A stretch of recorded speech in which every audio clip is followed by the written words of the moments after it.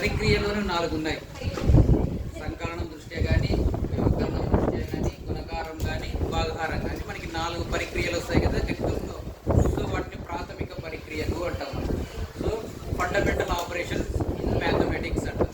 So plus, minus, multiply, divide by ఈ 4ని మనము ఏమంటాము? ఫండమెంటల్ ఆపరేషన్స్ అంటాం.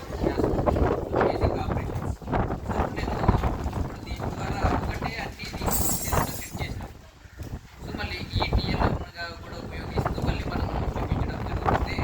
సో ఇందులో భాగంగా ప్రోగ్రాము వదిలేసినట్టే కాలిపోతాయి. అది సో ఉంది కదా. ఈ నెంబర్ ఎంత?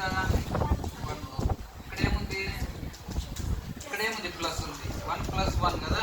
మళ్ళీ 1 + 1 ఎంత అవుతుంది? 1 + 1 2. మనం చూపించినామా లేదా?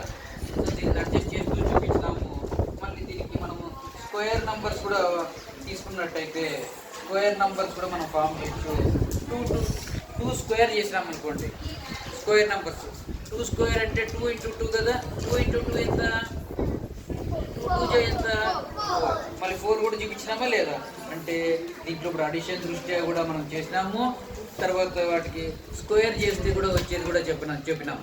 ఓకేనా? స్క్వేర్ చెప్పేది కూడా చెప్పినాము. అట్లే ఇంకొకటి ఎవరిలో ఒకటి రండి బాబు. నూరా సపోజ్ 3 అనే నెంబర్ పెడుతున్నా. ఇక్కడ సపోజ్ ఏదొచ్చింది 4 అనేది పెట్టినామనుకో. సో ఇప్పుడు 4 అనేది తీసుకుంటున్నాను. ఇక్కడ ఏం పరిక్రియ ఇది? సబ్ట్రాక్షన్ ఉంది. సో సబ్ట్రాక్షన్ 4లో 2 సబ్ట్రాక్ట్ చేస్తే ఎంత? 4లో 2 సబ్ట్రాక్ట్ చేస్తే ఎంత? చూపించినా లేదా? 4లో 2 వస్తుంది. సో 4లో 2 సబ్ట్రాక్ట్ చేస్తే 2 వస్తుంది.